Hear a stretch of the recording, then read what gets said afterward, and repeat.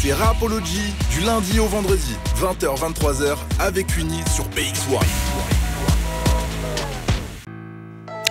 On est de retour dans votre émission préférée sur les ondes de BX1, Rapology, 20h, 23h, tous les soirs de la semaine, toujours en compagnie du portefeuille ambulant, Mister BMP. Hey, yo, QD, ça faut quoi? Ça va bien et toi? Tranquille, ça dit quoi?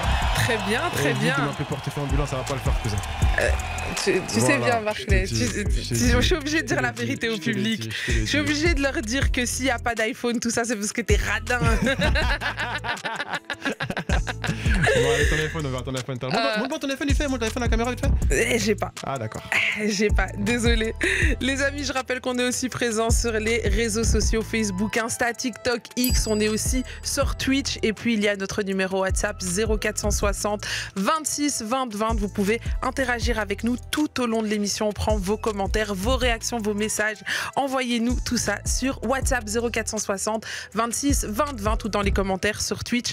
Barclay va se charger de... Je suis là. Tu veux lire les commentaires? Parce qu'ils étaient fâchés hier parce que t'as pas lu leurs commentaires. Ouais, je suis là, t'inquiète pas, je vais faire le... Je suis là, t'inquiète. Ouais. Quand Barclay dit je suis là, tu peux être sûr qu'il sera pas là. Donc si on lit pas vos commentaires, n'hésitez pas à aller le harceler sur Insta, BMP-en-bas 11. Ah ouais, carrément. Envoyez, c'est comme ça maintenant. Il est certifié au cas où, comme ça. Allez le harceler là-bas s'ils répondent pas. C'est comme ça maintenant ici. Toutes les infos sont passées. J'ai passé toutes mes infos. Je rappelle qu'on est aussi présent en live si vous voulez voir l'émission avec la vidéo, si vous voulez profiter de plus que du son, vous voulez voir la tête de Barclay, ça se passe sur bx1.be. Aujourd'hui c'est full BMP aujourd'hui, vraiment. BX1, rubrique radio. Et puis là, vous avez entendu une voix, c'est notre invité du soir, Kersh, fondateur du média Rap Elite est avec nous ce soir. Faites du bruit pour lui s'il vous plaît. Ça va l'équipe, tranquille? Ça va bien et toi? Ça va. Les mecs, franchement, je commence déjà à rigoler, on n'avait pas encore commencé. T'as pris cher là. La tête de ta c'est 3-4 punchlines, ça enchaîne. C'est dingue quand même. Mais après, il aime bien ça, tu vois. Il se sent vivre un peu, tu vois. Moi, j'ai retenu un truc. L'homme le plus riche de Belgique. C'est grave. Voilà. C'est gravé dans ma tête. Maintenant, je sais. Tu sais, si t'as besoin un sponsor. Ouais, rapidement. On va parler après. On va parler de tout ça. On va parler. Des sponsors. Comment tu vas, Kersh? Ah, ça va, l'équipe, franchement, en plus bien reçue, franchement, à l'aise. On est content de t'avoir. Merci, merci pour l'invite. On va parler. C'est un plaisir de t'avoir ce soir dans l'émission. Ouais. Et en plus, comme tu nous as promis de ne pas faire preuve de langue de bois, j'imagine que ça va bien se passer. Pas de langue de bois. Tu vois comme on menace, comme on malade. Tu vois que ça va bien se passer. Non, t'inquiète. On va aller au max de ce qu'on peut dire. Non, c'est important. C'est génial.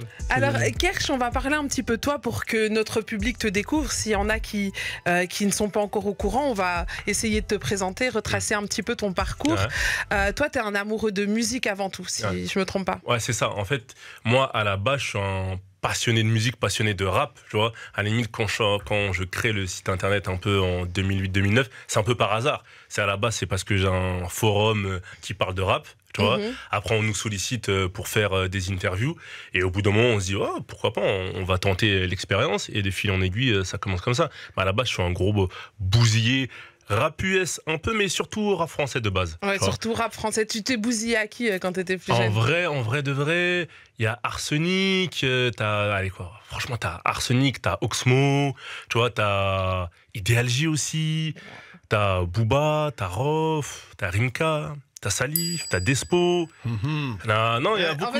Demander à un amoureux de rap, Salif. Attention, moi j'ai pas fini. Attention, j'ai pas fini. On a dit passionné. Voilà, c'est ça. Donc en tout cas, ça, tout ce rap de, fin des années 90, début des années 2000, tu vois, quelque chose comme ça, tu vois. Et en gros, moi, quand j'ai commencé, j'avais 17 ans. Donc ça part vraiment d'une passion de j'aime écouter du rap français et de fil en aiguille, je monte la structure, quoi. Mais l'idée au départ, c'était pas de créer un média, c'était juste de pouvoir parler de rap. Parce que tu kiffais, c'est ça. Mais clairement, parce que de base, il n'y a pas de. Mais franchement, je fais le mec, monter la structure, mais en fait, c'est pas du tout ça de base. De base, t'as juste envie de poser des questions que que tu penses être pertinente aux artistes que tu écoutes et à la culture dans laquelle tu évolues un peu, tu vois ce que je veux dire. Donc ça part comme ça. Donc c'est d'abord quelques petites interviews par-ci par-là, tu essaies de décoter une caméra, t'as pas de caméra. En plus en 2008 la qualité ça devait être c'est compliqué, c'est les caméscopes, on appelle ça des caméscopes. Il n'y a pas de boîtier, comme là. Non, il n'y a pas de boîtier. C'est qui la première interview d'ailleurs, comme ça quand on parle des premières caméras pour interview, je crois que la première interview genre où tu t'es dit ouais, ça commence, c'est la première de... La première où on a senti quelque chose qui se passait, ou la première des premières plus ou moins c'était compliqué? La première... moi je veux voir la première des premières. Voilà. Tu me sauves là. Tu me sauves normalement. Moi je veux celle-là, c'est compliqué. Comme les coulisses atroces. Comme on est sur les deux, elle veut la première des premières, moi je veux la première genre, la première de, on va dire, de l'artiste qui était déjà plus ou moins confirmée. La première un peu compliquée, enfin non, la première des premières plus ou moins, je crois que c'était avec un groupe marseillais qui s'appelle la Souija, c'est un groupe du sud, et un peu après on a fait il me semble, pour pas me tromper, il y avait SP, c'était un rappeur du 94, et il y avait aussi, attends je réfléchis, je crois Demon One et son fils, et c'était dans la cuisine, c'est n'importe quoi. Dans la cuisine? Non, en fait, la vraie histoire. Son fils on l'a fait en bas de la tour, et Demon One on l'avait fait en haut dans une cuisine, je sais pas trop quoi, un truc comme ça dans leur quartier dans le 94, mais il y avait pas d'endroit, il y avait pas de, tu vois, c'était vraiment à l'arrache avec des caméscopes que tu tenais comme ça, à batterie, non franchement c'était vraiment en freestyle. Et celle où vraiment on a senti qu'il se passait quelque chose, je crois que c'était la première, hein. La première vraiment où tu dis je suis fier de celle-ci.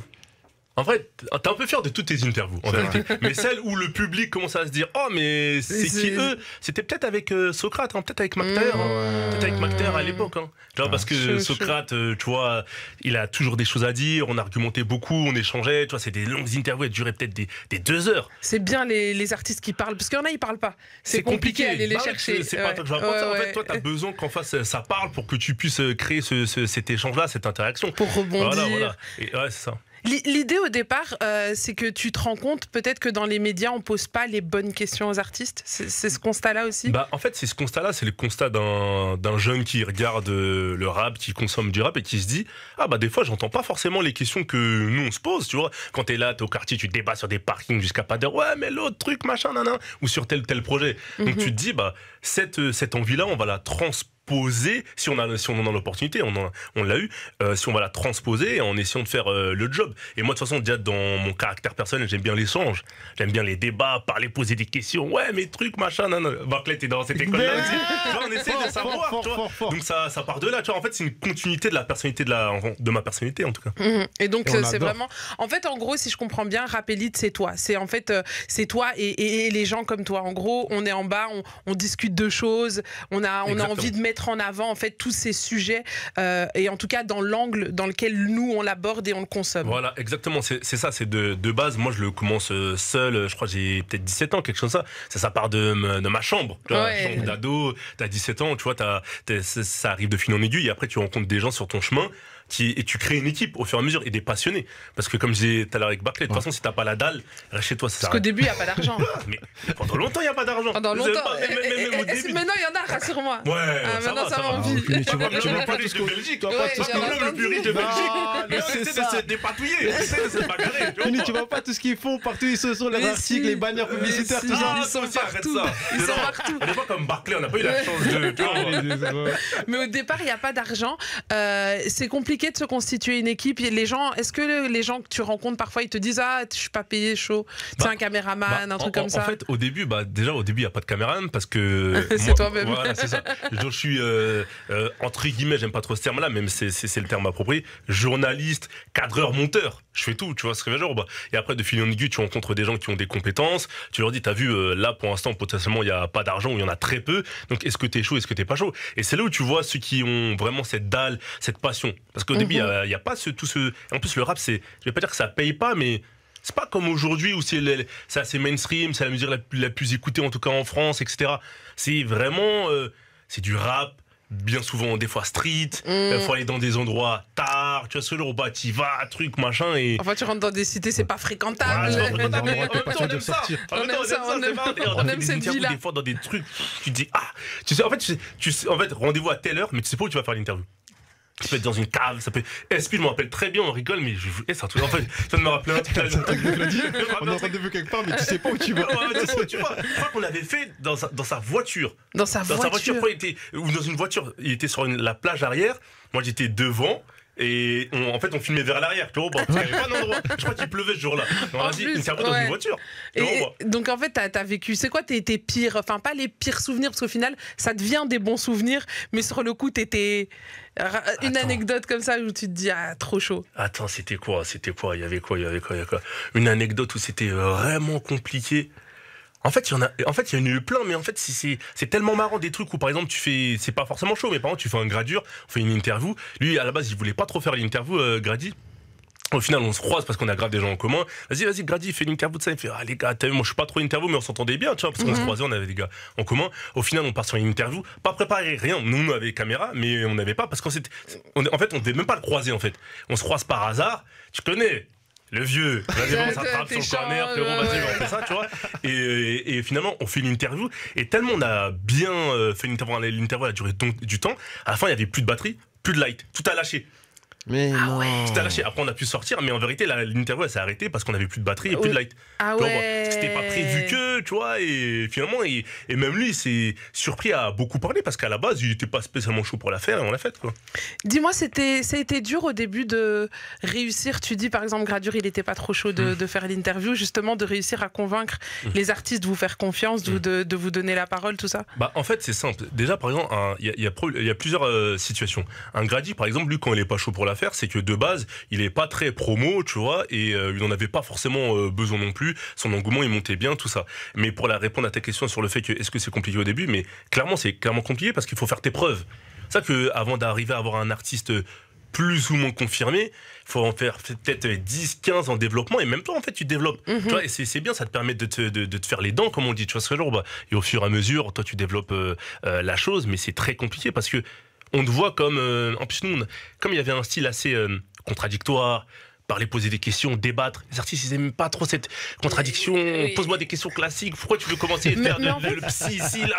C'est ça. C'était un peu ça. Et ça, c'est paradoxal parce que tu vois, autant les artistes se plaignent souvent que dans les médias, on leur pose des questions bateau et ça devient chiant. Et au final, quand tu veux aller dans un autre délire, c'est trop aussi, tu vois. Qu'en fait, faut trouver le bon juste milieu. Le juste milieu. Il faut aussi trouver des fois, par exemple, je sais pas, peut-être ça vous est déjà arrivé, tu as le bon format, tu as la bonne idée, et tu l'appliques sur un artiste, mais ça prend pas. Mais en fait, c'est pas ton format le problème. C'est l'artiste qui, lui, n'est pas encore prêt à faire ça. Et un autre, casting, ça pète. Tu vois, c'est le casting, tu vois. Ouais. C'est pour ça qu'en fait, des fois, il faut aller au bout des choses. Vraiment tester, tu sais. Nous, on a eu beaucoup d'idées de formats.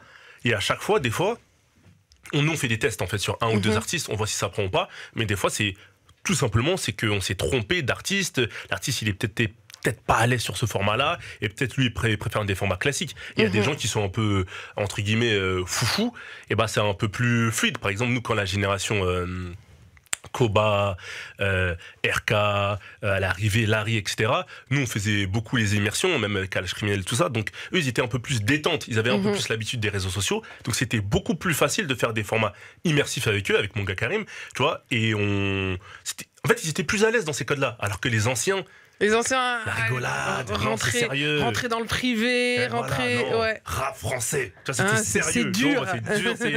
C'est d'autres écoles, tu vois. Rap français, tu vois, on n'est pas là pour blaguer. Est-ce que tu as vraiment écouté le projet, tu vois? Alors que les artistes qui arrivaient après, bien sûr qu'ils voulaient parler de musique, mais ils avaient déjà cette affinité avec tout ce qui était réseau, la petite séquence. Ils sont prêts à jouer le jeu. Exactement, il y a moins d'enjeux. C'est ça aussi, je peux comprendre. Parce que tu as vu, quand les enjeux ils montent aussi pour les artistes, ça devient parfois compliqué, tu vois. C'est qu'ils peuvent pas se louper. Sur TikTok, ça va très vite. À l'époque, c'était surtout Insta.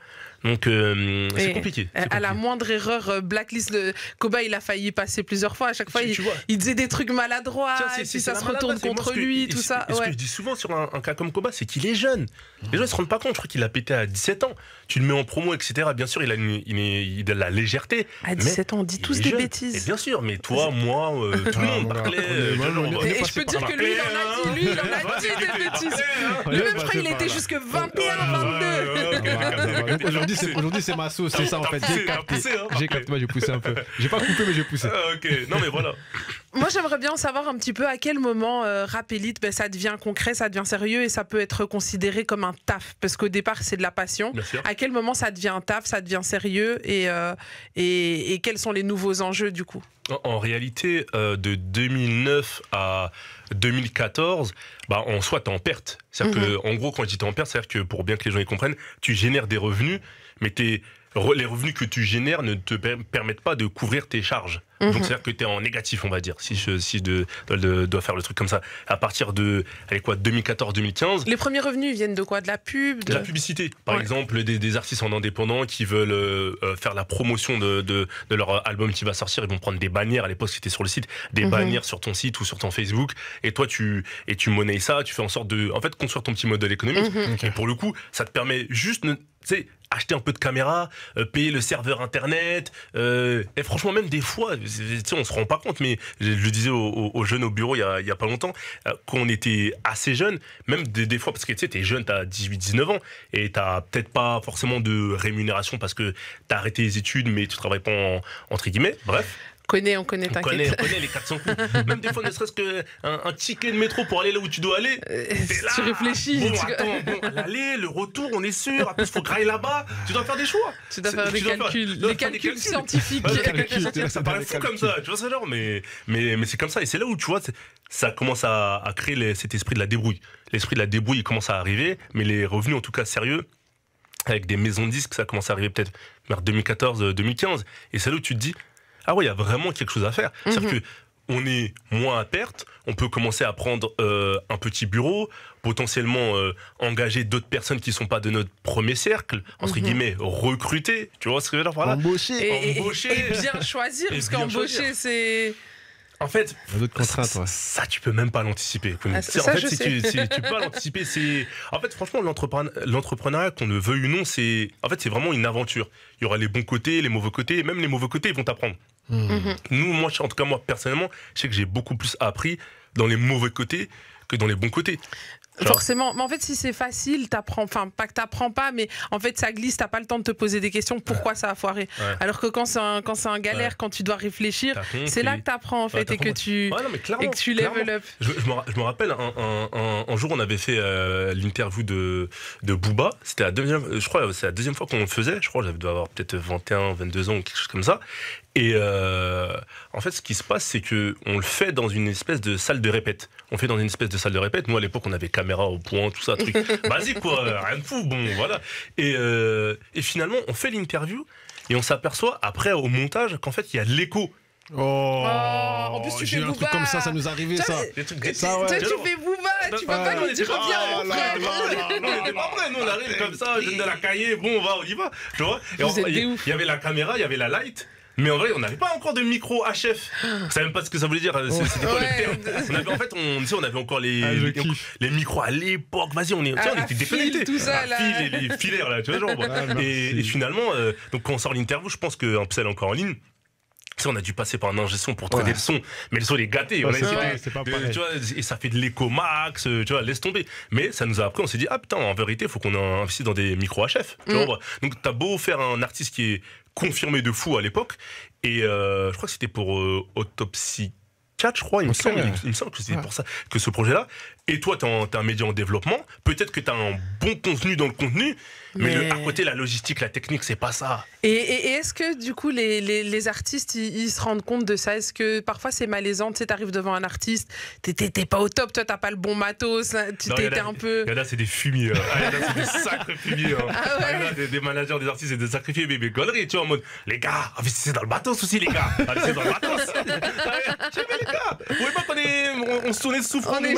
On se bagarre, tu vois, on essaie dans le truc. Mais après, c'est bien parce qu'en fait, en vrai, au-delà de la blague, il y a toujours une certaine bienveillance parce qu'ils veulent te voir évoluer. Ils disent que potentiellement, il y a des choses à faire. Les gars, staffez-vous, structurez-vous. Investissez dans le matos pour avoir de la qualité parce que des fois aussi, c'est ça aussi qui freine les gens. Ils peuvent se dire, le contenu, il est bon. on sent l'entrain, on sent que cette équipe-là est dynamique, il y a quelque chose à aller chercher, mais c'est encore un peu trop amateur. Il y a des petits signes qui te trompent pas. C'est pas encore, c'est pas carré, tu vois. Et c'est pas plus mal, parce que pour le coup, t'as vu, nous, on a vraiment pris les escaliers. Marche après marche, après marche, après marche, tu vois. Des artistes qui étaient pas trop chauds au début, après ils se sont dit, ah vas-y, là il se passe quelque chose, on y va, tu vois. Et faut pas garder la rancœur, parce que ça fait partie du job. C'est ça que c'est vrai, j'ai une question comme ça. Enfin, moi j'ai deux questions, rapidement. C'est-à-dire que la première question que je me dis, bon là, parce que tu en parlais maintenant, c'est comment, en gros, tu gères au moment où tu dois faire une interview avec un artiste, que tu as déjà les accords, etc. Et quand arrive le jour du moment de faire l'interview, enfin, comment vous avez été amené à le gérer en mode, bah là, on vous dit non, aujourd'hui on le fera pas, le manager il veut pas. Et il veut pas. Est-ce que ça vous est déjà arrivé d'avoir planifié, d'avoir prévu une interview et qu'à la fin, l'interview ne se fait pas? Non, en fait, nous, ça nous est jamais arrivé ce type de situation, mais ça nous est déjà arrivé, par exemple, tu connais. Parce qu'en vérité, quand tu commences, tu as un média en développement, à l'époque, il y avait des journées promo. C'est-à-dire que ça commençait à 14h et finissait à 19h. Voilà. Toi, tu es le gars à qui on va donner le créneau de 18h30. Là, on lui jette ça, vas-y, il est sympa. Et on te jette ça, vas-y. Il en peut plus. Il en peut plus, il est sur les rotules. Et t'es le gars, tu sais, l'artiste regarde. Peut-être dans le regard, il sent que bon, c'est un petit jeune, on va leur donner leur truc. Mais en vérité, il en flemme max. Et finalement, au lieu de. Par exemple, t'avais 30 minutes de promo, finalement, t'as que 10 minutes. Donc t'avais tête avec ta feuille blanche, parce que tu connais, t'as pris ta feuille au taxiphone là-bas, parce qu'il n'y avait pas de tablette, tout ça. À la base. Bah oui, t'étais là avec ta feuille. Bon, comment je vais faire? Attends, cette question, je l'enlève. Je dois choisir les bonnes questions. Sur les bonnes questions, tout ça. Et des fois, en fait, enfin, on est des situations où finalement, on avait très peu de temps de base. Peut-être 10 minutes, et l'artiste, comme il était dedans, il a accroché, bah ça prolongeait. 30 minutes, 45 minutes, parce que lui-même accrochait le truc, parce que nous, c'est des discussions en fait qu'on crée. C'est pas des questions bateau, A, B, tu vois ce que l'idée, c'est vraiment de créer un moment d'échange, de partage avec l'artiste. Comme on est en train de faire là, l'interaction, ça rebondit, ça rigole, de l'humeur, tu vois ce que on va du sérieux, du léger, c'est important. Et c'est ça qui a fait aussi votre force, qui fait qu'aujourd'hui, vous dépassez les 2 millions de followers. C'était un petit peu votre comment on dit, votre truc en plus. C'est-à-dire que quand on allait sur une interview Rap Elite, on sait qu'on va voir l'artiste comme on l'a jamais vu avant. Exactement. Et c'est ça qui a créé votre marque de fabrique, c'est ça le mot que je cherche. T'as vu comment j'ai galéré pour le trouver? Tu l'as sorti. T'as vu comment on t'a pas dit ça, voilà, il est arrivé. C'est les aléas du direct. Non mais clairement, non, franchement, la vérité, c'est ça qui a fait la marque de fabrique. Et dis-toi qu'au début, nous, on se rend pas compte de ça. C'est-à-dire que moi, je fais l'interview, on y va en équipe, tout ça. Et nous, on veut juste avoir les réponses aux questions et que déjà le contenu nous plaise. Après, s'il plaît aux gens, tant mieux, mais dire que le contenu nous plaise. Et après, de fil en aiguille, on s'aperçoit que les artistes, parce que je pense aussi on vient des mêmes endroits, on est des gens de banlieue, etc., bah, ils ont une affinité avec nous qu'ils n'ont pas forcément avec les autres, tu vois. Et ça aussi, ça crée une certaine proximité, tu vois, sans forcément dire connivence, mais une certaine proximité. Donc, tu peux poser des questions qui sont un peu plus dures, mais t'as l'approche. Et surtout, ce qui est important, moi, je pense, peu importe ce que tu fais, en tout cas dans nos métiers, c'est la bienveillance. Ça, c'est important. Et c'est vrai que beaucoup l'oublient. Mais beaucoup, ils veulent aller chercher la polémique, aller chercher, alors qu'on obtient beaucoup plus en étant bienveillant avec l'artiste. Oui, parce que nous, au début, en fait, c'est vrai que nous, on était beaucoup dans les titres accrocheurs, parce que par rapport à la masse, il fallait faire ça, la diff. Tu vois, comment tu sors de la masse? Tu vois, parce que là, aujourd'hui, il y a TikTok, il y a ci, il y a ça. Parce que je leur dis, les Sandy, tout ça. Trouvez-moi des titres. C'est quoi vos secrets? Comment est-ce que vous avez fait pour vous démarquer, justement? C'est intéressant ce que tu dis là. Déjà, avoir un contenu différenciant. Quelle est ta plus-value? Pourquoi je cliquerai chez toi? Pourquoi je vais guetter ton truc? Il y a un tel qui fait ça, il y a un tel qui fait ça. À l'époque, il y avait beaucoup de sites internet. Enfin, il y en a toujours beaucoup, maintenant c'est différent. Il y avait Bouscapé déjà, il y avait Tonton Marcel avec Ndaoud, il y avait Rap Français, il y avait Rap Impulsif, il y avait Rapadon. Enfin, il y avait plein de tout ça. Il y avait plein de médias. Donc, pourquoi je cliquerais ton contenu plutôt qu'un autre? Et après, en fait, il y a comment est-ce que tu promotionnes ton contenu? C'est-à-dire que c'est bien beau, tu as la meilleure œuvre du monde, soi-disant. C'est le meilleur contenu. Ah, regardez. Mais comment tu la mets en avant? Le titre, les extraits. Nous, on mettait aussi, déjà le titre, il fallait que ça soit un titre accrocheur. Peut-être pas putaclic, mais accrocheur. On a la limite. On a la limite. Nous, on est des gymnastes. Elle est un peu aguicheuse, mais c'est pas une pute. Nous, on est des gymnastes.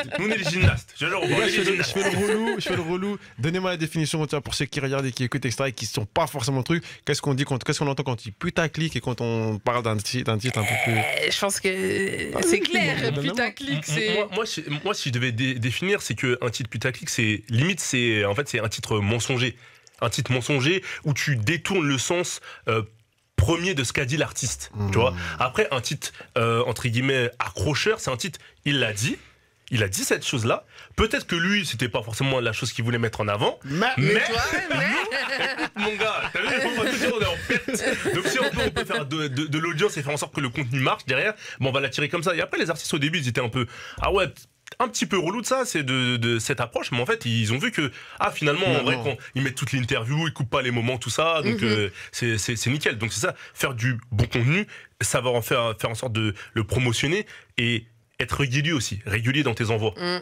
Et aller faire en sorte que quand tu vas sur un... En tout cas moi je me rappelle quand je faisais des contenus, quand on y allait en équipe, on allait pour donner le max. On va pas faire les mecs, on va tout éteindre. Non, mais on fait bien le job. Que ça soit un artiste en développement, un artiste qui est explosé ou pas, on faisait bien les choses. En fait, c'est du travail, en fait. Faut être besogneux, faut savoir... et donner le même respect, peu importe la notoriété de l'artiste. Ça, c'est important. Beaucoup ne le font pas. Mais c'est important. Bien sûr, nous, en tout cas, chez Rapélite, que ça soit moi, mon gars Karim ou les équipes, peu importe qu'on te reçoit, que tu sois un artiste en développement, que tu sois un artiste qui a pété, c'est le même respect. C'est pour ça qu'on s'entend bien avec les équipes. Et tu vois, moi, maintenant, je fais du consulting aussi. Je peux très bien faire ça avec des grosses structures, comme avec des artistes en développement, comme avec des artistes qui sont déjà installés. Peu importe. Le respect, c'est important. En fait, c'est du humain. Même si c'est de l'industrie de la musique, c'est de la notoriété, c'est des générations de revenus, de l'audience, tout ce que tu veux. Mais ça reste de l'humain, en fait. On est tous des humains, en fait. À un moment donné, faut donner son respect aux gens, c'est la base. Et ça, je pense que ça a été une marque de fabrique chez nous, en tout cas ici, de vraiment, comme tu as pu le voir, t'es arrivé, tout ça. Bien sûr, à de l'aise. vraiment récupérer les artistes. Tu vois, que tu le vois quand ils arrivent dans le bureau. Ah, Barclay, ça va et tout. On est vraiment proche d'eux. Autant on a reçu de gros artistes, mais c'est vrai que les jeunes, nous, on y attache aussi une attention particulière parce que c'est eux, en fait, aussi qui ont permis aujourd'hui, et je le dis haut et fort, à ce que Rapology soit là aujourd'hui. Après, c'est vrai que c'est un ensemble. Donc on reçoit aussi des têtes d'affiche, etc. Mais aujourd'hui, comme c'est vrai que les jeunes artistes, les artistes émergents, quand même, ont fortement contribué à l'autorité de Rapology. Mais c'est important parce que vous avez votre ligne éditoriale, mais il y a l'humeur aussi. Peut-être cette humeur, elle s'achète pas. Cette aura, cette humeur, à un moment, et c'est même que, en fait, c'est là où on reconnaît que ce soit un artiste, un média ou peu importe quelqu'un qui va faire quelque chose, il y a aussi cette espèce d'énergie que tu peux pas, c'est pas palpable, mais ça s'invente pas. Tu vois ce que genre, tu la crées, quoi. Merci. Alors, dans ton parcours, il y a pas mal de choses qui se sont passées. Donc, il y a Rapélite qui se crée, ça se structure, ça devient sérieux, ça devient un taf, tu peux engager du monde. Et puis après, vous vous tournez vers le publishing aussi, vous devenez éditeur. Et puis, vous collaborez avec d'autres médias. J'ai envie qu'on parle rapidement de ça, parce que j'ai encore plein de questions à te poser sur le business musique en tant que tel, mais c'est bien de terminer un petit peu le parcours de Rapélite et jusqu'où ça arrive finalement, tu vois. En vrai, l'activité d'édition, elle a été créée en 2016. Je crois qu'on a signé le premier compositeur en 2017, quelque chose comme ça. L'idée, c'était de signer des compos, pas forcément des rappeurs, des compositeurs, etc. Parce que moi, à la base, je suis un bousier des instrus. Depuis que je suis jeune, moi, je suis le genre de gars, je peux écouter des instrus en boucle, tout ça. T'écoutes juste une instru. Moi, je peux écouter des instrus. Moi, je suis genre de cinglé. T'es ce genre de gars. Je suis genre de gars. Moi, les instrus, et peu importe. C'est pour ça que moi, j'ai toujours apprécié tout ce qui était générique de film, tout ça. Donc voilà, moi, j'écoute beaucoup les instrus. Tu vois, donc, et à la base, et même pour te dire, petite parenthèse, c'est que moi, quand je préparais mes interviews, bon, à la base, c'était, tu vois, quand t'as pas le choix, t'es chez toi, t'écoutes les interviews de ça. Mais moi, c'est toujours en voiture. Il est très rare que j'écoute un projet. Enfin, je peux l'écouter comme ça dans un bureau machin, mais c'est bizarre. Il faut que je sois en mouvement, il faut que je vive. C'est bizarre. Il faut que tu te l'imprègnes. Tu vois, et les questions elles viennent. Et quand les questions elles viennent, je note sur mon téléphone. Bien sûr, je m'arrête. S'arrête toujours. Je m'arrête.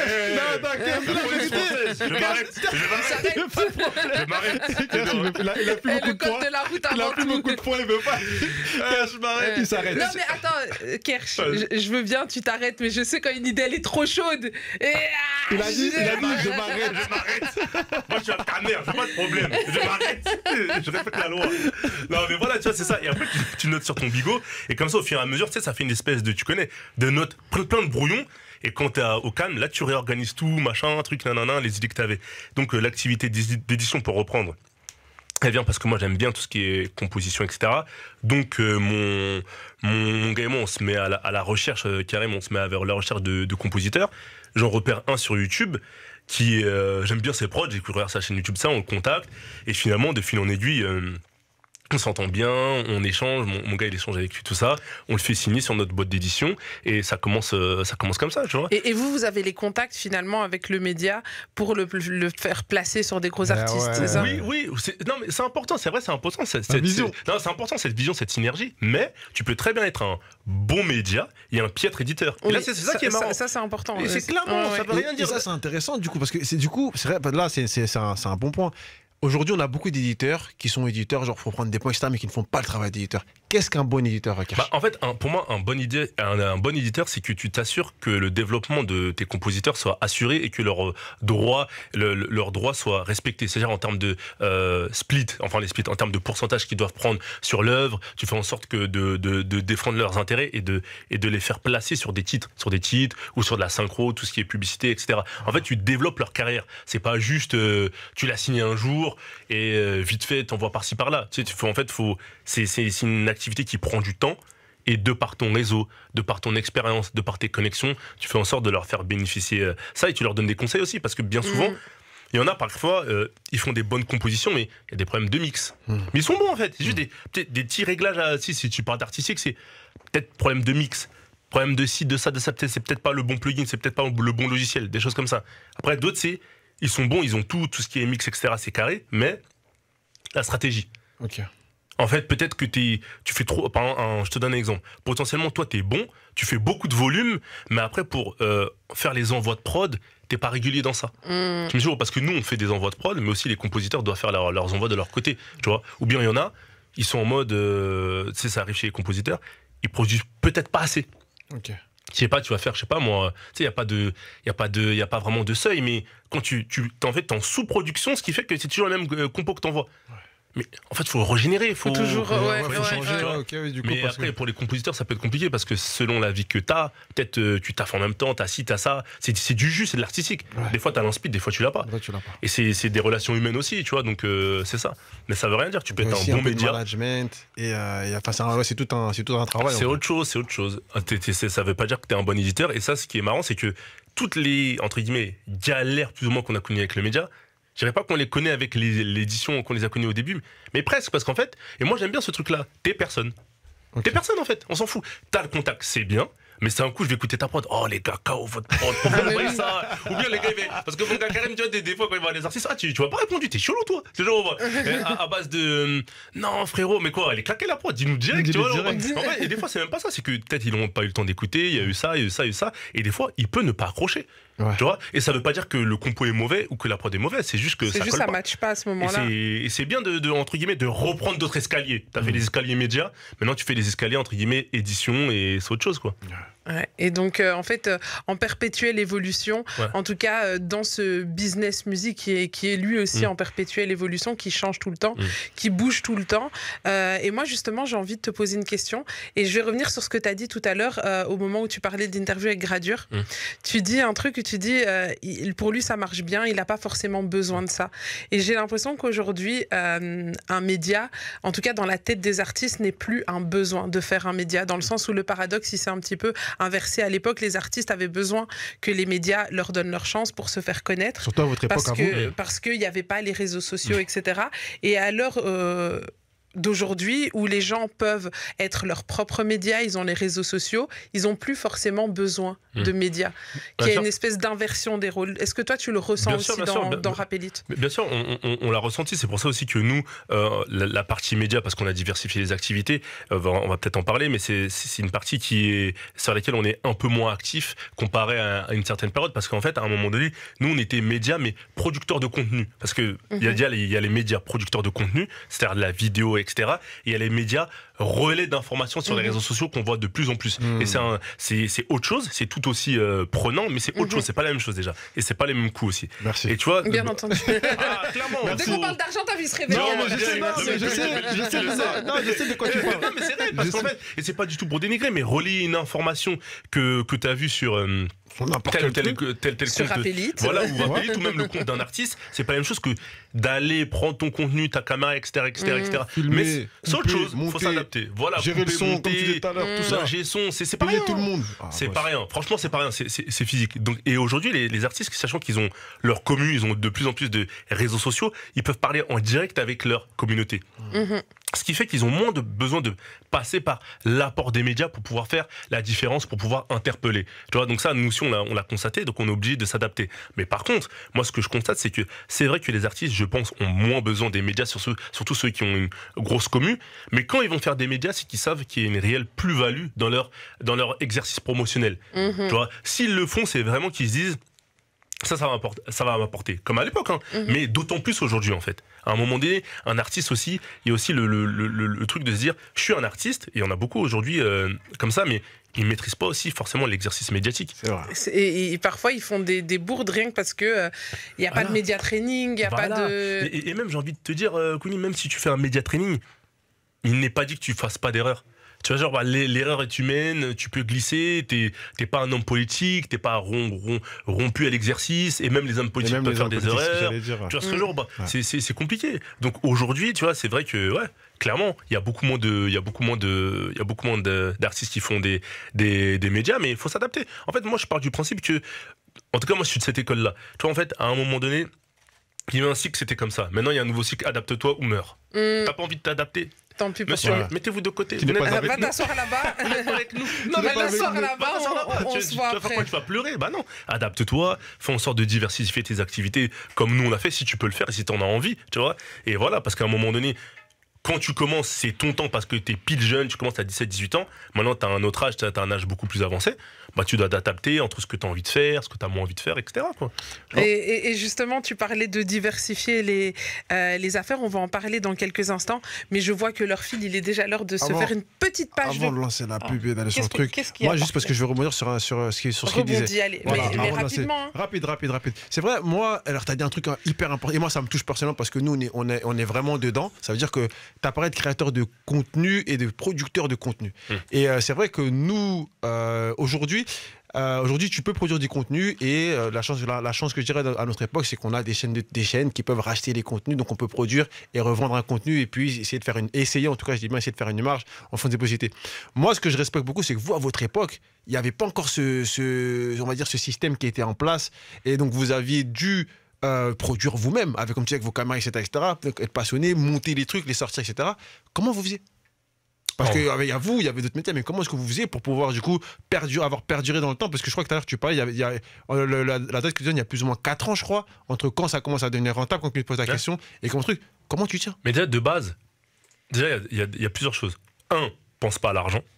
Si tu penses à l'argent tout de suite, arrête-toi tout de suite. Tu dis ça à Barclay. Non, mais... Il y a que dollars. Là, c'est nous qui parle. Il a même arrêté de boire. J'ai coupé dans... Non, Dieu, c'est pas ça que je voulais comme réponse. Non, mais en tout cas, parce qu'en fait... Non, mais c'est vrai. Non, mais c'est une question super pertinente, parce qu'en fait, au début, il faut pas penser à l'argent, même si peut-être qu'à terme, ou à moyen terme, long terme, tu veux générer des revenus. Au début, pense pas à l'argent, mais pense à faire de la qualité. Et aussi, il faut être créatif. Il faut savoir faire des choses avec des bouts de ficelle. Tu vois ce genre, c'est la caméra, tu l'empruntes là-bas. Tu sais que par exemple, tu vas craquer parce que tu télécharges le logiciel. T'as même pas de l'argent pour pour avoir la licence. Tu vas craquer le logiciel, t'apprends à monter. Tu vois. Moi, j'ai dû apprendre à monter, à capter du son. Tu vois ce genre, à savoir utiliser une caméra. Donc, t'as YouTube aussi parce que le digital nous a beaucoup aidé. Et YouTube, merci YouTube. Merci YouTube. C'est l'université YouTube. C'est clair, mais c'est clairement ça quand t'as pas accès à l'information. Il y a ça, c'est que en tout cas, faut savoir faire beaucoup avec peu, tenir mentalement et pas penser à l'argent tout de suite, mais penser au contenu, à la qualité de ce que tu fais. Genre, parce que peu importe ce que tu fais, si tu fais des choses bien, à un moment donné, tôt ou tard, tu auras ton opportunité. Et je dis pas que c'est ce que ça va pop, mais tu l'auras ton opportunité. T'as vu, tu l'auras ton occasion. Après, est-ce que tu mets le but, c'est toi et toi.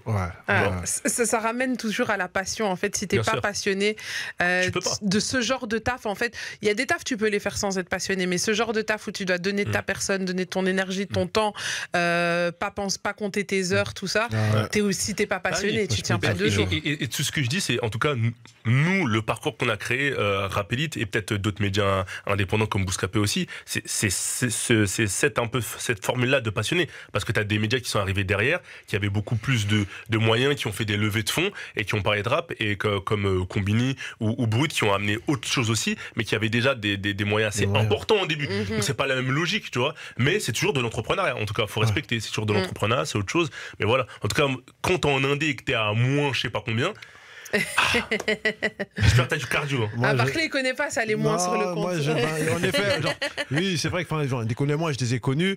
Dans ce qu'on fait, c'est vrai que moi, on a commencé, on est passé par là au départ. Nous, quand on a commencé avec Uni, on a commencé, Uni était déjà dedans, mais c'est vrai qu'on a commencé à produire des capsules sur lesquelles on devait trouver 2 caméramans. Mes premières chroniques étaient gratuites. Indépendants, tu vois. Et on a dû bricoler un peu pour après commencer à vendre. Mais quand on commence à vendre, on pense qu'on est bien, mais en fait, on n'est pas si bien que ça parce qu'il faut payer là. Donc au final, tu dis, j'ai fait ça. Donc c'est vrai que, au moins à cette époque-là, tu dis quand même que voilà, tu réussis à un moment, tu n'es pas totalement à perte, même si tu es un peu à perte, mais tu fais le truc. Et je sais, et c'est pour ça que j'ai beaucoup de respect pour vous, les médias, comme tu disais tout à l'heure, on parle de toi, de Bouscap, etc. C'était que vous, pendant tonton Marcel, tout ça, il y a eu une longue période où vous, les gars, c'était vraiment avec le vrai. Enfin, je vais pas dire le vrai cœur, mais.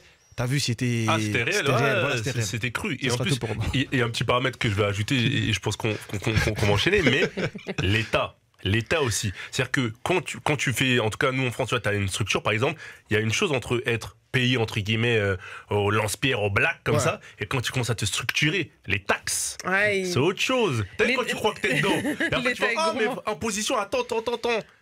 C'est autre chose. Et ça aussi, il faut l'apprendre. Ça, c'est dur. Tu vois, donc c'est autre chose, ça. Être entrepreneur, c'est quelque chose. Parce que, en fait, t'as un billet qui rentre, et puis en fait, tu as l'impression que t'as rentré ce billet, mais t'as pas vraiment rentré ce billet. C'est pas vraiment ton billet. T'as rentré un tiers de ce billet. Voilà, exactement. Non, c'est la vérité. Et après, les équipes, des fois, elles demandent je veux ci, je veux ça. C'est un karaté compliqué. Hein. T'inquiète pas, on connaît. Shout out à l'équipe de Rapology. Nous, on a une bonne équipe. De passionnés. On a une bonne équipe. Même si on a dû jouer des coudes, ça n'a pas toujours été facile, etc. Mais au final, comme tu l'as dit tout à l'heure, avec le temps, en prenant le temps, etc., on retrouve des passionnés. Et, c'est important, c'est la base. Au final, on est content de l'équipe qu'on a. Et on passe un bon moment en compagnie de Kersh. On rappelle le fondateur du média Rap Elite. Il y a plein de sujets à aborder avec lui. On se fait une très courte page, une petite pub, mais on revient très vite. Si vous avez des questions, n'hésitez pas, ça se passe sur WhatsApp 0460 26 20 20. À tout de suite. C'est sur Rapology avec Queenie sur BX1. C'est dans Rapology. From Monday to Friday with Queenie on BX1. On est de retour dans Rapology, 20h, 23h. On est toujours en compagnie de notre invité Kersh, qui est le fondateur du média Rap Elite. On est en train de discuter avec lui de plein de choses, finalement. De plein de choses. Et même en off, il ne faut pas que j'oublie de reposer les questions. T'inquiète pas, je te le rappellerai si tu veux. Ça, c'est vrai, professionnel. C'est le mec qui change de rôle, c'est lui qui pose des questions. C'est lui qui va m'interviewer ce soir. Et donc, on disait que finalement, ton activité de média, clairement, tu te rends compte que c'est pas une fin en soi. Non. Tu te tournes dans un premier temps vers le publishing, et puis à côté de ça, tu fais du conseil, tu fais pas mal de choses. Tu peux nous expliquer à l'antenne, parce qu'on se l'est dit en off, mais pourquoi est-ce que c'est pas une fin en soi, le média? Parce qu'en fait, à un moment donné, les médias, de façon générale, peu importe le média dans lequel on se trouve, là on parle de musique, mais c'est cyclique. C'est-à-dire qu'à un moment donné, quand tu vas générer tes revenus, tu vas avoir des revenus, un chiffre d'affaires, etc. Mais le cycle peut changer. Il peut y avoir des nouveaux entrants. Il peut y avoir des nouveaux entrants qui, potentiellement, ont été comme toi avant quand tu as débuté. Donc, ils prennent des parts de marché, si on doit parler concrètement. Après, tu as des grosses structures aussi qui investissent justement dans cette musique-là. Et de l'autre côté, peut-être que toi, tu as moins envie de faire ça. Tu as peut-être faire le tour des choses. Moi, ça fait maintenant 15 ans. Peut-être tu as envie de partir sur différentes choses. D'où l'idée de diversifier ses activités, mais de façon cohérente. Faire des choses qui te parlent et sur lesquelles tu peux, selon toi, avoir une plus-value, pas faire pour faire. Demain, je vais pas ouvrir, potentiellement, mais je vais pas ouvrir un resto. J'ai aucun rapport, tu vois, selon moi. C'est pour ça que les éditions, c'était assez naturel. Et aussi le studio aussi qu'on a développé. On a ouvert un studio, tu vois. Comment il s'appelle le studio? Les studios. Ok. Et les studios, forcément. Voilà. Et les studios, ça dure un petit moment aussi, tu vois. Et on l'a revendu d'ailleurs, le studio.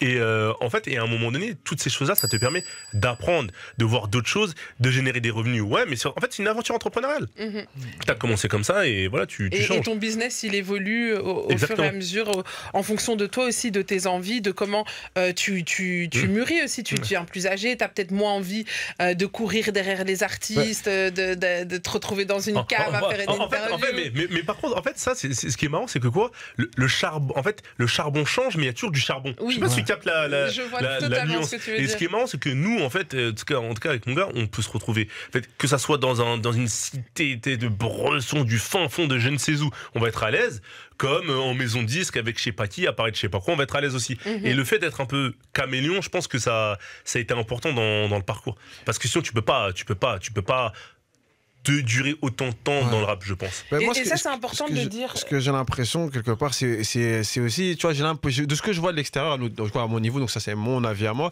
j'ai l'impression que vous, les médias qui étaient là avant, qui ont perduré dans le temps, j'ai l'impression que vous avez grandi avec les artistes que vous avez côtoyés. Ça veut dire que les artistes que vous avez, tout à l'heure, tu as parlé de Niska, on a parlé de Niska, Martin, etc. Et j'ai l'impression que vous avez évolué avec eux. Et que vous avez aussi, genre, comme là aussi, on voit, il y a pas mal d'artistes qui sont à leur apogée et qui sont, tu vois, ils sont dans autre chose maintenant aussi, donc ils font leur musique et ils sont bien, mais ils sont dans autre chose. Vous aussi, vous êtes arrivé à un moment donné où, bah, vous êtes arrivé enfin, vous avez fini le jeu, entre guillemets. Bon, vous êtes toujours là, forcément, parce que, bah, le truc, il est là, mais, voilà, vous développez. Donc, est-ce que c'est aussi ça, aussi, à un moment donné, de se dire, bah, on a avancé, on a aussi grandi, on s'est aussi développé, on a fait ce qu'on avait à faire dedans, et qu'aujourd'hui, derrière, il y a d'autres choses, enfin, laisser la place. Comment est-ce que tu vois la chose? C'est un peu ça, c'est qu'en fait, à un moment donné, est-ce que tu peux tenir ad vitam aeternam au même rôle? Je ne pense pas, tu vois. C'est pour ça que le fait, moi, sur Rapélite, de base, il y avait les interviews. Après, il y a eu les C'est quoi le son? C'était une espèce de quiz musical. C'était mon gars Karim qui faisait ça. Après, il y a eu les immersions aussi avec mon gars Karim. Il y a eu des formats comme la reprise, des freestyles, des STD, des formats courts. Bref, il y a eu tout plein de formats qui font que moi, qui de base j'étais seul dans ma chambre, je passe plutôt en manager d'équipe qui font des formats. Tu vois, et limite, moi je prenais beaucoup plus de plaisir parfois à voir que, je sais pas, les formats de un C'est quoi le son qui fait des millions de vues, alors que c'est pas du tout moi qui suis dedans, je cannibalise pas le truc, j'anime pas, tu vois, genre, c'est mes équipes qui gèrent ça et moi je chapeaute le tout. Je prends beaucoup plus de plaisir à voir la réussite du format, que ce soit pour eux et que ce soit pour la marque en général, que mes propres formats qui marchent, parce qu'en fait c'est comme si moi de mon côté, j'ai déjà eu les formats qui, tu l'as développé, tu l'as amené à un truc, ça a marché, maintenant on passe à autre chose. En fait, moi, j'aime pas l'ennui. Tu vois, j'aime bien le rythme. Des nouveaux challenges, les etc. Et tu vois, quand tu parlais de génération, c'est ça, c'est qu'on est monté avec des générations comme Niska, Gradure, Nino un peu plus tard, les Cobra un peu plus tard, Nekfeu aussi avec un 995, je me rappelle très bien, on a tous un peu le même âge, des Big Flo Oli aussi, on les a connus jeunes. Tu vois, en fait, il y a plein d'artistes qu'on a connus jeunes, et comme il y a plein d'artistes qui nous ont connus jeunes. Ouais. Tu vois, des Sopranos, des Kerry James, des Mac Taylor, je crois, la première fois peut-être que je fais des contenus avec eux, je dois avoir 17, 18, 19 ans. J'ai même pas 20 ans, c'est impossible. Tu vois. Et quand on fait, par exemple, je sais pas, un Booba en interview, je crois que j'ai 20 ans. J'ai 20 ans, 19, 20 ans. Après avoir fait tout ça, est-ce qu'aujourd'hui, c'est une question que je pose comme ça, Govert, après avoir fait tout ça et tout, avoir grimpé avec tous ces artistes, etc., qui eux t'ont vu jeune, aujourd'hui, on arrive dans une génération où on a des artistes de plus en plus jeunes. Djangeli, Merveille, etc. Est-ce que c'est plus difficile de cette fois-ci, après avoir monté toutes ces étapes et avoir passé là, d'aller chercher la nouvelle génération pour justement faire ces interviews, faire le travail que tu as fait à l'époque où toi tu étais jeune et eux étaient plus âgés, là où toi tu es plus âgé et eux sont plus jeunes? En fait, c'est marrant parce que tu poses cette question, c'est pertinent parce qu'en fait, ça appelle à un autre type de réflexion. C'est comment est-ce que tu fais pour continuer à parler de la musique que t'aimes et parler des titres que t'aimes, mais sachant que vous avez un décalage. En fait, c'est toi qui es maintenant plus âgé. Il y a un décalage. Il y a un décalage générationnel, c'est ça, un décalage horaire. Tu vois. Donc, c'est à toi de trouver le bon format, la bonne formule, le bon ton, sans faire du jeunisme. Tu connais les gars, oh tonton, arrête ça. Tu essaies de faire les gars, tu veux t'accrocher, tu veux dire que t'es encore dans le coup. Non, sérieusement, t'as un certain âge, t'es pas non plus vieux, mais t'as pas non plus leur âge. Il y a des choses que peut-être. Tu pouvais le faire avant parce qu'il y avait une espèce de proximité générationnelle. Là, c'est autre chose, tu vois, ce genre. Et c'est tout aussi plaisant, tu vois. Il n'y a pas de. Non, en fait, il faut s'adapter, tu vois, que tu as des artistes aujourd'hui qui sont beaucoup plus jeunes, mais tu peux faire des contenus avec eux. Comme Koba, quand il arrive, il a 17 ans, 17, 18 ans et on fait des contenus avec lui, tu vois. Il apporte même une autre fraîcheur en fait.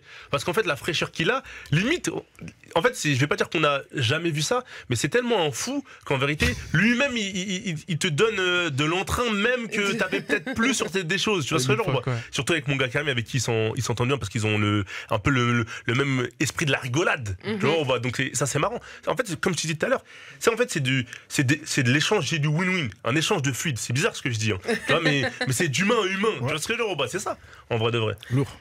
Alors avec Rap Elite, vous vous êtes aussi associé à d'autres médias et c'est important de le mentionner parce que là où certains vont être dans cette espèce de concurrence, se dire ok ils font la même chose que moi, on est sur le même créneau, etc. Ils vont peut-être se mettre en mode concurrence. Vous avez décidé au contraire de bosser ensemble sur certains contenus, de faire les choses ensemble. C'était important pour vous. Comment ça s'est fait cette connexion? En fait de base avec les équipes de Bouscapé, que ce soit Fif ou Ahmad, on se croisait depuis de nombreuses années en vérité. Quand je crois que Bouscapé ils ont commencé en 2005, nous en 2009, donc nous, quand on rentre dedans, on se croise souvent sur les interviews, comme tu dis, les journées promo, machin, on se croise comme ça, se guette un peu, nanana. Et après, de fil en aiguille, on parle, tout ça, nanana. Et en fait, chacun fait un peu sa place. C'est-à-dire que eux, ils le sont toujours, en tout cas pour moi, en termes d'audience, en termes de développement structure, les numéros 1 sur ce créneau-là. Donc, nous, on arrive un peu en challenger, ce qui fait qu'au fur et à mesure, chacun réussit à faire sa place. Et il arrive à un moment, je crois que c'était peut-être en 2020 ou 2021, il y a Ahmad qui me dit que eux, de leur côté, ils sont en train de réfléchir à un format de débat. Et nous aussi, on réfléchit à un format de débat en interne, tu vois. Et eux, ils étaient déjà beaucoup plus avancés dans cette réflexion-là. Il me dit, est-ce que tu serais chaud pour participer, tout ça, nanana. Je fais, vas-y, cool, vas-y, on y va, go, tu vois. Et ça peut apporter, en vérité, à tout le monde. Parce que tu peux très bien te dire, ouais, mais comment ça se fait? Nous, on voulait faire de notre côté, mais c'est pas comme ça que nous, on réfléchit. En fait, on réfléchit beaucoup plus en collectif. Il y a une opportunité. Ils sont beaucoup plus avancés que nous sur le projet. Bah, vas-y, go, on y va. On le fait ensemble. Et donc, j'intervenais dans l'émission. Et maintenant, tu vois, je l'anime depuis quelques temps maintenant, tu vois. Et voilà, tu vois, en fait, faut savoir être smart. Même l'interview avec Emmanuel Macron, pareil, tu vois, c'est moi qui me dit est-ce que t'es chaud pour la faire, tout ça, nanana, et vas-y, go, on y va. Pourtant, je suis de Rap Elite et j'ai un média qui s'appelle Rap Elite. Potentiellement, on sait tous, on a tous un peu évolué ensemble, sachant qu'ils sont arrivés un petit moment avant nous, mais il y a des synergies à créer, tu vois, et c'est là où il faut être sport aussi, parce que c'est une culture en fait. Et c'est important, et c'est aussi dans l'esprit même de la culture. Bien sûr. Cette espèce de partage, ça vient, enfin en tout cas la musique, j'ai envie de dire la culture hip-hop, tu vois, ça vient de cette culture de partage, d'échange, et et c'est plutôt une compétition saine, tu vois, par exemple, quand on se clash, etc., même dans le rap, c'est plus fun, et après on se check, on se serre la main, tu vois, donc, et autant dans les médias qui font partie de cette culture, on doit ressentir aussi cette synergie. Mais bien sûr, clairement, faut la ressentir, parce qu'au début, tout le monde doit faire sa place. Mais après, une fois qu'on a fait sa place, que ce soit pour Bouscapé, ou que ce soit même pour nous, ou pour Rap Shine, qui sont très forts sur les réseaux sociaux, et avec qui on bosse sur les réseaux sociaux, et bah, tout le monde s'est un peu regardé. C'est comme si, après avoir, entre guillemets, bataillé depuis tant d'années, bah, on se regarde tous, on se dit, bah, on est encore tous là. Bah, qu'est-ce qu'on peut faire en sorte, quelles synergies sont à créer, et de faire en sorte que tout le monde y trouve son compte en fait. Et je te parle même pas de financièrement, je te parle même au-delà de ça, c'est de te dire, est-ce que ce projet-là, ça te botte? T'as vu, nous on a envie de faire ça, et pourquoi pas, go. Et je pense que quand tu vois même des médias et médias / agences pour Yard, comme Bousca et Yard qui font les flammes, c'est aussi dans cette logique-là, tu vois. C'est des médias qu'on a tous un peu commencé un peu au même moment, on se voit tous évoluer, et après il y a des projets comme ça qui naissent, tu vois, de cette volonté. Tu parles des flammes, toi aussi tu as pris part à cette organisation? C'est ça, en fait, l'idée c'est que c'est Bouscapé et Yard qui coproduisent cette cérémonie des cultures populaires, et après de l'autre côté, des fois, en fait, ils ont des besoins en conseil, en édito, etc. Et justement, Ahmad, il me demandait est-ce que t'es chaud pour participer, donc en fait, on réfléchit à, que ce soit l'année dernière ou cette année, à certains sujets par rapport à la cérémonie, quoi, tu vois. Et c'est super intéressant, parce que tu apprends et surtout tu confrontes des idées. On est tous des passionnés, on n'a pas tous la même vision surtout. Donc tu apprends des choses, tu vois, tu apprends des façons de réfléchir que toi... tu voyais peut-être pas les choses comme ça. Et tu fais en sorte de transmettre, toi, ton expérience par rapport à certaines situations. En fait, tu la joues collectif et c'est important. En fait, c'est un grand brainstorming, plus ou moins. Mais bien sûr. Et eux, ils en sont conscients. Bien sûr que eux, c'est eux qui sont à l'initiative, mais ils savent que tu as besoin aussi d'appui des acteurs de la culture et pas que nous. Tu vois, c'est genre, les artistes aussi, ils jouent le jeu, les maisons de disques aussi, tu vois. Et c'est pour ça que je pense que pour cette cérémonie-là, il y a eu la première cérémonie, il y a la deuxième cérémonie qui arrive. Tu sais, il faut faire preuve de bienveillance parce que c'est les premières. Bien sûr, il y a des choses à revoir. Mais justement, voilà, j'ai envie de parler de ça parce que autant la cérémonie des flammes, elle a été encensée, mais il y a aussi eu pas mal de critiques. On n'oublie pas quand même que c'est une première et que normalement tout peut pas être parfait. Mais comment est-ce que vous, qui avez fait partie de cette organisation, vous avez pris la critique et comment est-ce que vous avez justement appliqué certaines choses pour que cette deuxième saison, qu'est-ce qui est prévu pour que justement on puisse faire taire certaines bouches au final, tu vois? Pour le coup, en tout cas, je vais pas m'exprimer en leur nom, mais en tout cas, les critiques, je pense que les coproducteurs les ont bien entendus. D'ailleurs, ils en avaient parlé à la conférence de presse qui avait été réalisée au Théâtre du Châtelet par rapport à ça. C'est, par exemple, sur l'organisation, sur le fait que peut-être ça manquait un petit peu d'ambiance, des petits détails techniques, sur le tapis rouge, que c'était un peu freestyle au début. Et toutes ces choses-là, elles vont être améliorées pour la suite. Même faire en sorte que la communication a été bonne, mais améliorer encore plus la communication pour que les gens puissent comprendre encore plus le processus, tu vois. Faire en sorte d'avoir des collèges de votants spécialisés pour certaines catégories aussi, tu vois. Faire en sorte aussi de créer de l'humain. Par exemple, il y a des gens qui pourront voter, je pense à Marseille, Paris, Lyon, directement dans des Fnac et dans des spots Samsung pour les flammes. Donc en fait, tout ça, c'est entendu, hein. Tout ça, c'est entendu, c'est parlé en interne avec les équipes qui sont en day-to-day, parce que moi, je suis pas en day-to-day dessus. Il y a des équipes qui sont vraiment en day-to-day, ils bossent et on échange. En fait, franchement, c'est la vérité. Tout le monde est ouvert à la critique. Sinon, ça peut pas marcher. Ouais, c'est important aussi, tu vois. Et faut aussi souligner que depuis le temps qu'on parle du fait que oui, il faut une cérémonie qui récompense les musiques populaires, parce que c'est vrai que le rap n'est pas toujours mis en avant dans les cérémonies classiques. Et il faut pas oublier que les gens l'ont fait. Alors c'est pas parfait, c'est la première, mais parce que t'as pas envie qui a évolué. C'est ça, t'as pas envie de dire, parce qu'en fait les gens ont le droit de critiquer et c'est bien la critique, ça permet de faire construire une idée, construire un groupe et construire une cérémonie pour le cas dont on parle. Mais des fois t'as envie de dire aux gens, faites-le si vous avez tellement la bouche. Non, mais faites-le, tu vois. Mais en vrai, la plupart des critiques, elles sont quand même constructives et positives, mais qu'il y a de la bienveillance, etc. Et même si la critique elle est un peu dure, elle est acerbe, mais ça fait partie du jeu. Et c'est collectif, tu vois ce genre. C'est pour ça et tout le monde en est bien conscient. Mais globalement, je trouve que ça s'est plutôt bien passé la première cérémonie, et j'ai l'impression qu'il y a eu de très bons retours, même s'il y a eu des critiques assez dures, parfois pertinentes, parfois selon moi ça manquait de pertinence. Mais en tout cas c'est ça. Twitter et tout, X et tout ça. En fait c'est ça fait partie du jeu. Quand tu fais des choses, forcément tu vas être exposé à la critique. Et après l'idée c'est que tu prends les bonnes critiques et tu fais en sorte d'améliorer pour la cérémonie suivante, quoi. Et donc comme on disait sur les flammes, toi tu as cette casquette un petit peu consultant. C'est aussi une casquette que tu portes pleinement aujourd'hui dans plusieurs domaines pour plusieurs projets. Ouais, exactement. Il y a aussi sur l'émission Nouvelle École aussi de Netflix. Regarde, pareil, cette émission Nouvelle École, de base, j'arrive sur la saison 2 parce que Ahmad me sollicite. Tu me dis, ouais, voilà, Ahmad de Bouscapé, il me dit. Ahmad, on va l'appeler le plug. Ahmad, il est partout. Le plug, on va l'appeler. On est connectés. On est connectés sur trop de choses. On est sur trop de choses. On est sur trop de choses. Donne mon numéro, Ahmad, on sait jamais, il va m'appeler. T'inquiète pas, il y a moyen de faire des choses. Moi, t'inquiète pas, c'est un bon plug. C'est un bon plug. Le big.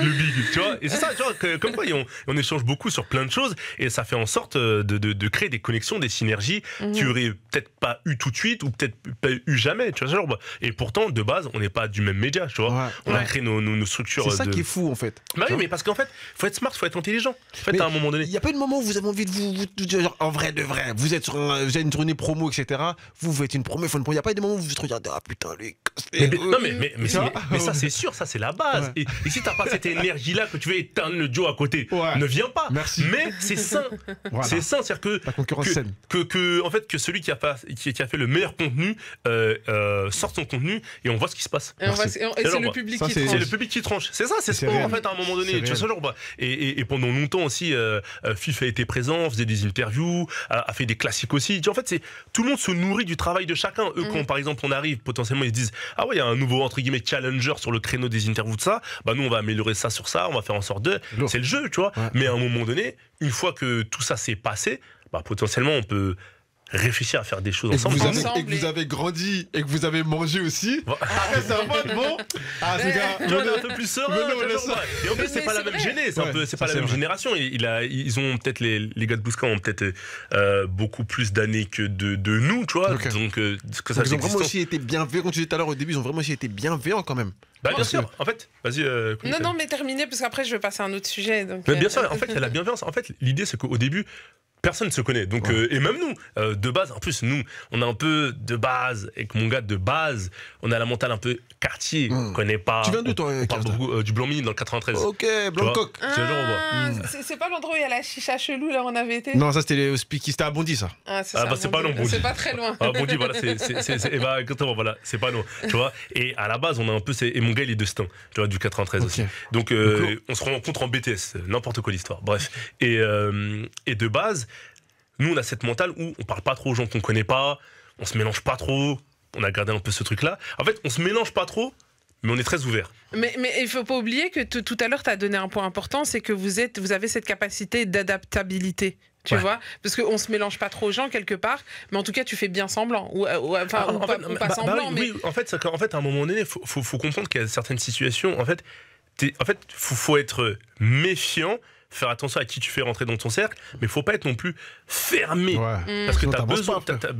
Sinon, tu fais rien en fait. On n'y arrive pas tout seul, c'est impossible. T'as beau être le meilleur intel du monde, journaliste, animateur, producteur, artiste, footeux, mais si t'es pas entouré, si t'as pas un entourage fort, tu vas nulle part. Tu vas dans le mur même, tu vas tenir 1, 2, 3 ans. Mais quand ça va se compliquer, quand il y aura de l'orage, c'est pas la même chose. Si on n'est pas à plusieurs pour mettre les sacs de sable pour éviter que l'inondation. Voilà, c'est ça. Et c'est ça qui fait que, tu crées des équipes et que tu peux développer des choses sur ce genre.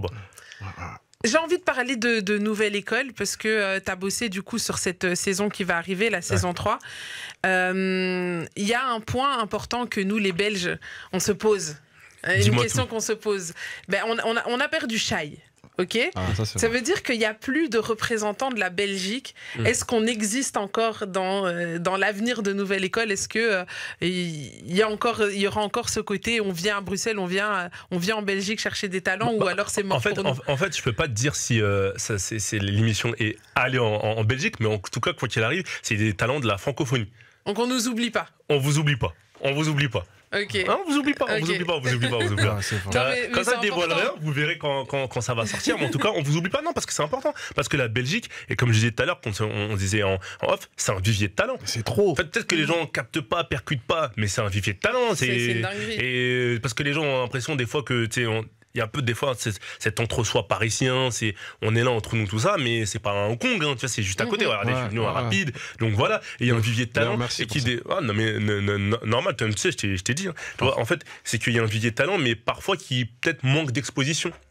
Quand on parlait, c'est aussi, est-ce qu'il y a les structures médiatiques qu'il faut? Est-ce qu'on donne la force à ces structures médiatiques-là? Est-ce qu'il y a les labels qu'il faut? Tout ça. Mais en tout cas, clairement, dans l'émission, même sur les saisons précédentes, la Belgique n'est pas oubliée. Loin de là, et c'est important. Mais dans les saisons précédentes, on avait clairement un membre du jury qui était qui avait pour tâche de venir chercher les talents. T'as bien vu, Shai, elle a communiqué dessus, elle a dit par rapport à Nouvelle École. Mais de toute façon, moi j'ai envie de te dire, moi je pense que ça va être une belle saison et je pense que les gens seront agréablement surpris, tu vois.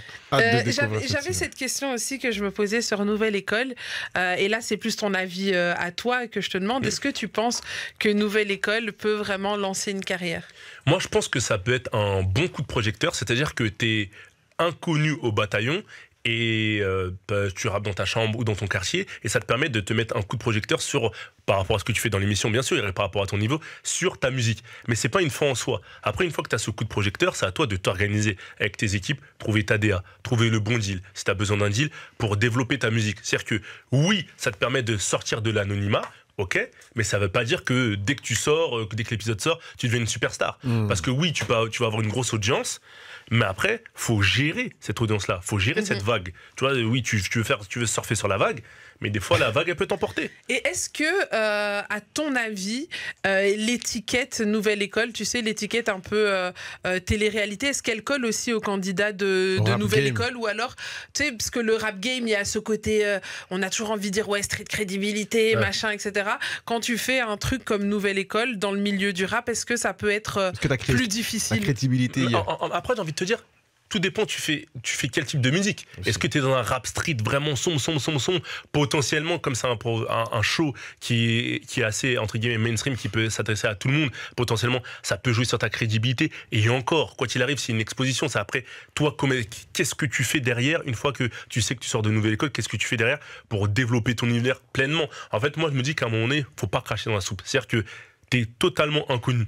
On te donne la possibilité, de par ton talent, et parce que tu le mérites, mais on a plein d'autres qui méritent, de faire quelque chose. Certes, dans la musique, on va se dire que peut-être que tu viens de tel programme, on n'est pas sûr, est-ce que vraiment t'es un artiste à part entière qui peut perdurer? Mais à toi de le prouver. À toi de prouver que c'était pas juste un programme qui t'a fait pop et qu'en finalement tu vois rien derrière. À toi de prouver ce que les équipes ont détecté en toi quand ils t'ont casté. Tu commences à par là, parce qu'il n'y a pas non plus 1 milliard de plans promo qui te permettent d'avoir une telle exposition. C'est ça aussi le truc. Si aujourd'hui tu demandes à Fresh, parce qu'il est de chez vous, est-ce qu'il regrette d'avoir fait l'émission? Je pense pas. Pourtant, Fresh, il est dans un certain type de rap, un rap assez trap, assez street, etc. Mais je suis pas du tout sûr qu'il regrette d'avoir fait l'émission. Sa vie, elle a changé grâce à ça. Mais maintenant, à lui de continuer à développer sa carrière et de faire en sorte qu'on se dise, mais en vérité, c'est pas que un artiste qui sort d'un show Netflix. Tu vois, c'est un artiste qui peut aller encore plus loin, et c'est pas du tout dénigrant pour moi d'avoir fait Nouvelle École. Au contraire, j'ai envie de te dire, t'es pas connu, t'as pas de possibilité. Demande à un producteur ou un artiste, mais tu veux faire quoi? Oui, mais t'as vu, je sais pas si, à part vraiment si ça colle pas du tout à ta direction artistique, à l'univers, à ce que tu veux proposer, là je peux comprendre. Tu te dis, j'y vais pas, vas-y, laisse tomber. Mais s'il y a pas de frein, faut pas commencer à se casser la tête. Ouais, le quand dira-t-on. Les gens qui disent, elle ne fait pas mon ref. Mais eux-mêmes, de toute façon, même quand tu vas percer, ils vont être jaloux. Parce qu'on a reçu plein de petits jeunes ici qui, pour eux, limite, c'est la honte d'aller dans Nouvelle École. Tu vois, ils se disent, ils veulent y arriver sans Nouvelle École, tu vois. Et tu vois, j'ai anticipé ta question, Queenie, c'est ça, c'est que si tu penses que tu peux le faire sans, force mon ref, go, vas-y, non mais tu peux le faire sans. En plus, le pire, c'est que tu peux le faire sans, parce que comme je dis, c'est pas une fin en soi. Il y a d'autres leviers, mais tu peux le faire sans. Mais si tu estimes que tu en as besoin et que tu as ta place dedans et que tu vas être en phase avec tout ce qui va se faire, go, tu vois. Go et va prendre ce que tu as à apprendre. Quand tu regardes des talents comme Bébé Jacques et Ben PLG, ils ont peut-être pas gagné, mais ils ont tiré leur épingle du jeu. Va leur dire que, non, t'as vu une Nouvelle École. Non, parce que les gars, maintenant, ils font leur carrière, même s'ils avaient déjà quelque chose avant, ils avaient déjà leur talent, ils avaient déjà leur fanbase qui développait, même si c'était peut-être encore une certaine niche ou assez modeste. Ils ont, grâce à ça, ils se sont servis de ça comme accélérateur, comme catalyseur. Mais je peux comprendre ceux qui disent aussi, t'as vu Nouvelle École, je me sens pas. En fait, ne te force pas, ça c'est sûr. Ne te force pas. Chacun a son chemin, chacun a son histoire. C'est un coup, il y a des gens qui vont passer par là, qui auront de l'exposition. Toi, tu vas pas passer par là, tu vas péter. Ou inversement. Tu vois, il n'y a pas de... Alors, je terminerai sur ce sujet-là. Quels sont les enjeux pour les artistes émergents aujourd'hui? Je pose cette question, pourquoi? Parce que j'ai l'impression que le milieu de la musique, il est bouché. Il y a trop d'artistes, beaucoup d'artistes. Je suis incapable d'écouter toutes les sorties de projets qu'il y a, tellement il y en a. Quels vont être les enjeux pour les artistes, selon toi, à partir d'aujourd'hui, dans ce milieu qui semble être bouché? Est-ce que justement, il va y avoir une espèce de renouvellement? Qu'est-ce que tu penses, toi? En fait, moi, je pense que ce qui va être compliqué pour les artistes, et ce qui est déjà pour certains, c'est que peut-être que tu as un titre qui pop, mais après, comment est-ce que tu fais en sorte de te maintenir? Comment est-ce que tu fais en sorte qu'on parle toujours de toi et de te régénérer? Ça va très vite. C'est-à-dire qu'aujourd'hui, tu peux péter, on est en mars 2024, ton son il commence à prendre, tout ça, tu fais des vues, tu fais de l'audience sur Spotify, etc. Et potentiellement, en septembre, t'as plus de gaz. T'as sorti 2-3 autres sons entre temps, c'est pas le même retour. Et après, il faut faire les bons choix aussi. C'est-à-dire que développer, oui, sa musique, faire les bons titres, envoyer les bons titres, faire de la bonne musique, mais faire les bons choix aussi business. Parce qu'il y a une certaine époque aussi, ce qu'on voit pas, c'est que les artistes étaient beaucoup signés soit en licence, soit en artiste via un producteur, enfin en licence et via une structure où ils étaient en artiste, ou soit en artiste directement avec la major, et des gros moyens étaient mis sur eux. Et maintenant, avec la prolifération des distribs, et c'est bien parce que ça permet de faire en sorte que les des artistes soient indépendants, des artistes comme Jul, Jay Dinaz, PNL ont montré l'exemple, mais de l'autre côté, le revers de la médaille. C'est pas bon pour tout le monde. Hein. C'est pas bon pour tout le monde. Est-ce que tu as les reins? Est-ce que tu vas savoir gérer ton budget? Donc c'est pour ça que tu vois beaucoup d'artistes qui potentiellement ont du talent, mais ne savent potentiellement pas gérer cette configuration de t'es maître de ton destin. L'entrepreneuriat, du coup. L'entrepreneuriat. Mais j'ai pas dit que des majors c'était potentiellement mieux avant, mais c'était autre chose. Ça avait peut-être des gens qui étaient dans certaines majors, pas dans toutes parce qu'il y en a c'est des pneus crevés, mais non, faut dire la vérité. Il y en a c'est des pneus crevés, ils vont gâter ta carrière. Tu vois, mais c'est pas partout. Mais voilà, ça existe. Tu vois, quand t'avais des professionnels qui font ça depuis un petit moment, t'avais un entourage. Alors que là, tu montes avec des gens qui sont autour de toi, vous vous structurez, c'est très bien. Vous devez apprendre vous-même. Mais vous sur apprenez en même temps, tu vois ce que je veux dire, c'est assez compliqué. Et je pense qu'aussi, il faut laisser le temps aux artistes. Même si ça va très vite aujourd'hui, je sais qu'on est dans la fast-food musique. Ça va trop vite même. La consommation de TikTok, tu guettes le truc, tu vois, ça va vite. Ça swipe à toute patate. Il faut laisser le temps aux artistes de s'installer et même potentiellement de faire des erreurs. Tu vois ce que je veux dire, parce que ça fait partie du jeu. Tu vois, et aujourd'hui, le rythme, la fréquence de sortie est tellement rapide. C'est compliqué. Hein. Et des fois aussi, moi, je dirais aux artistes, partez pas forcément sur des albums tout de suite, etc. C'est peut-être pas pour tout le monde. Pas avec un petit EP, tu fais ton EP 5 petites cities. Même des singles, en fait. Des singles, calme, déjà, voilà. Sortez des singles. Dose, tout le monde sort des projets, tout le monde sort tout. C'est réel. Parce qu'en fait, des fois, tu te mets des ambitions trop haute par rapport à ce que tu peux réellement assumer là tout de suite. Et c'est ce qui fait qu'en fait, tu te casses la gueule. C'est pas ta musique qui est pas bonne, mais c'est comment tu as construit ton karaté, comme on aime bien dire, qui fait que tu te mets dans le trou. Tu vois ce que je parle? Et comme je dis, chaque artiste a son histoire. C'est pas parce que lui, il a fait ça, non, mais lui, il a fait ça, non, moi, je veux la même stratégie. Inspire-toi, ne copie pas, mais dis-toi que lui, c'est lui. Toi, tu n'es pas lui. Ouais, mais moi, je vais être comme lui, hein. Mais lui, il a un truc que toi, t'as pas. Ouais. Il shine, toi, tu shines moins.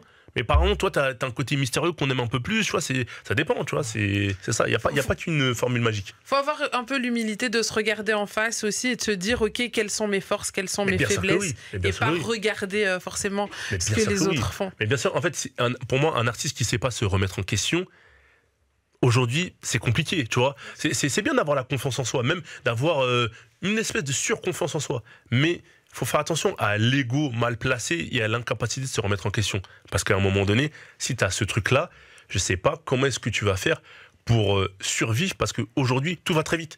Donc si tu es rempli d'ego, t'as vu, on va dire fais ce choix 1, fais ce choix 2, fais ce choix 3, les 3 tu les fais pas. Ça y est, c'est fini. Ouais. T'as loupé le coche, ça y est, c'est fini. Et maintenant, après, pour rattraper, c'est compliqué. Attention, il y a une deuxième vie qui existe, parce que tu peux revenir des artistes qui ont eu un certain succès avant, après très jeunes, et après c'était plus compliqué. Ils sont revenus, par exemple, Guy Besbar. C'est ça. Guy Besbar, Remontada. Alonso, Remontada. Les Remontada, ça existe. Tu vois, mais il faut avoir du cardio. Et Sofiane, Remontada, tu vois. Okay. Mais il faut être prêt à envoyer comme jamais, avoir un état d'esprit de guerrier. Et la guerre, c'est. Faut la prendre de front. Il faut pas reculer. Faut pas reculer, c'est ça. Franchement, c'était super inspirant tout ce qu'on vient de se dire. Elle a pas mal de conseils qui sont passés entre tes réponses. Comme ça, t'en as profité pour lâcher 2-3 conseils. J'espère que vous en avez pris note, les amis, que vous soyez sur notre Twitch, que vous nous suiviez en radio ou sur bx1.be. Merci de nous suivre. Merci à toi, Kersh, d'avoir partagé tout ça avec nous. Tu veux encore plus de Rapology? Ça se passe sur les TikTok, Insta, Snap, Face, Twitter. N'hésite pas à nous suivre.